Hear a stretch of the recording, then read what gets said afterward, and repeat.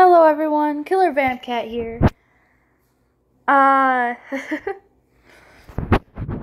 So this is the first one for the Creepypasta Stories. I think that's what it's called. Yep. So, as you can see from the title, I hope I actually did right in the title. I'm gonna read the hello one. Please don't yell at me for how bad I am at this. I just felt like reading the stories to people, so I'm not as scared when I read them. Yeah, so, yeah.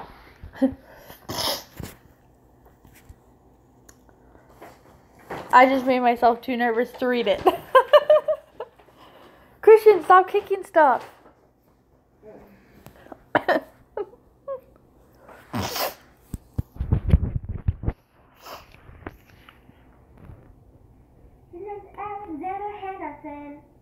Christian.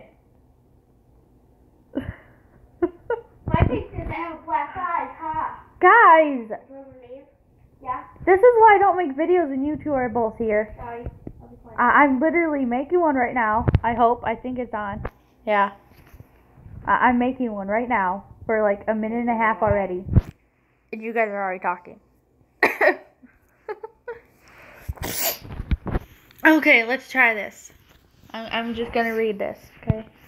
I'm gonna pretend I'm not making a story. Oh my god, I'm gonna pretend I'm not making a video and I'm just in here reading out loud, hopefully. You can yell at me if I end up not reading it out loud. The doorbell rings and you get up from where you sat staring stonily into space. You already know who's at your door and why he's there. You open it, nodding numbly to the man.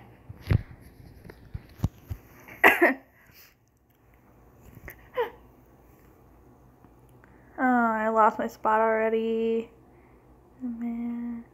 You make a note in your head that the man looks sneaky, but you assume that must be because he's a lawyer.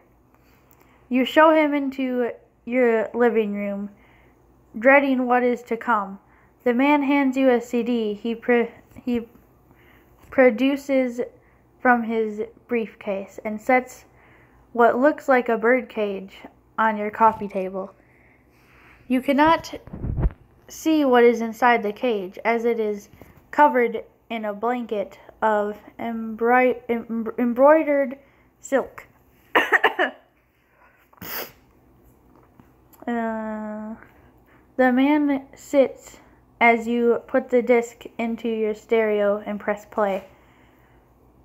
You hear the sound of stressed breathing from the speakers as you take your seat. The lawyer hasn't said a word, but you know the breathing to be that of your late friend. The last breath of your friend.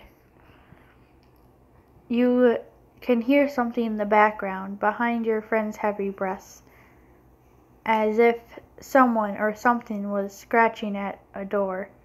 You wonder if you're hearing things, as the sound is barely audible in the recording. You look up as you hear her voice, as if she was in the room with you, as if she was alive. The date is September the 1st of 2008. Her voice is shaky. Every word she speaks is saturated with fear. I don't know if I can make a feared voice or...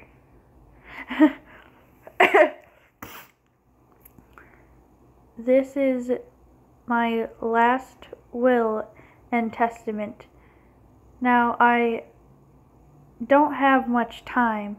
They're almost here, so I'll dispense the formalities and get on with what I have to say.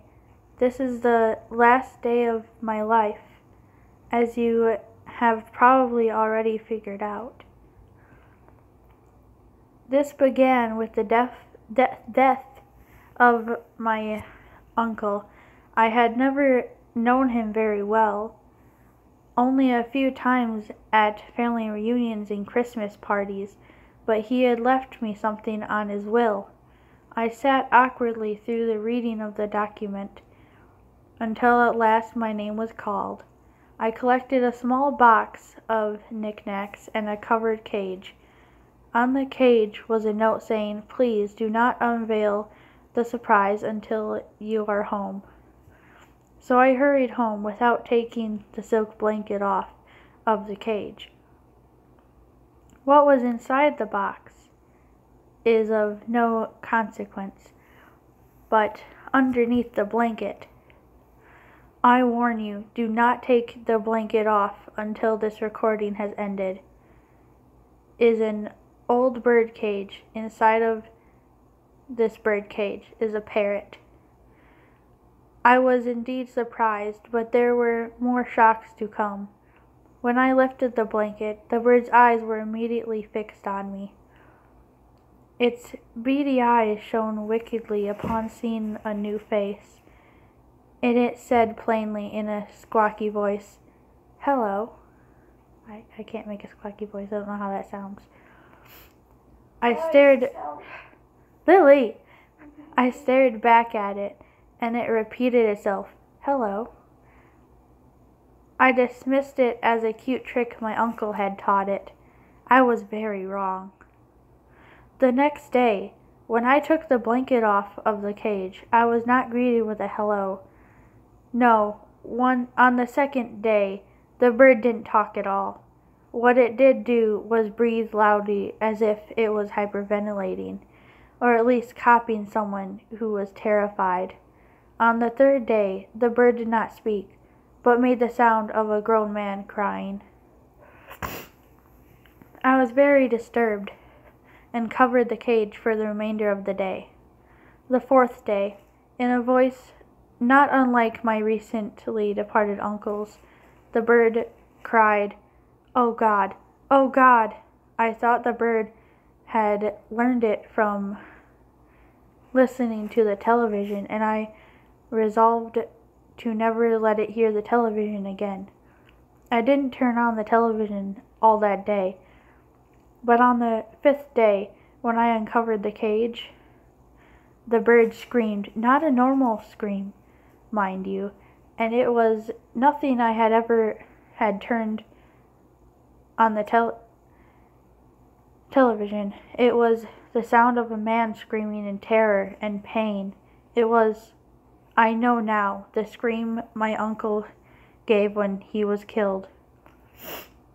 When the bird screams again, it will be my scream, as they tear me apart. For even now, the bird is listening to me.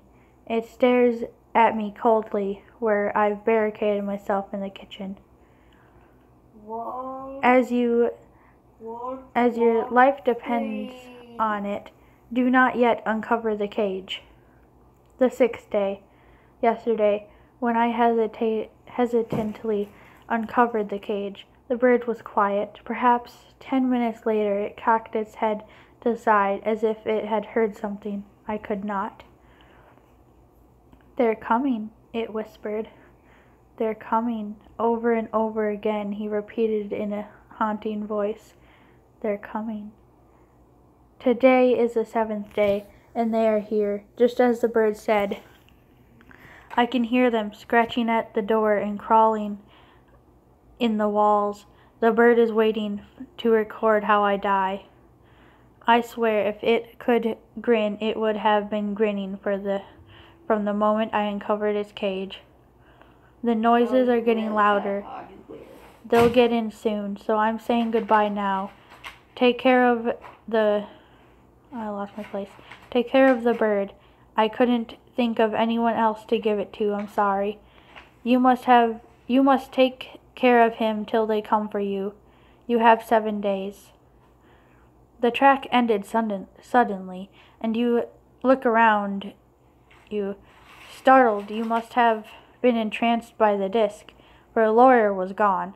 You hadn't noticed him leave. You stare at the covered cage on the coffee table and wonder if you had just heard on the CD was real, or just some elaborate hoax. A rustling comes from underneath the embroidered silk. Your curiosity begs you to see what's in the cage. You slowly raise up the blanket. Hello. Credited by a poisoned logic. Well, credited by that. I probably didn't say it correctly at all. That was a good story, though. I hope whoever actually watches this thinks so, too. I will make more of these. Possibly another one today, possibly not. I don't know. But, yeah. Bye-bye.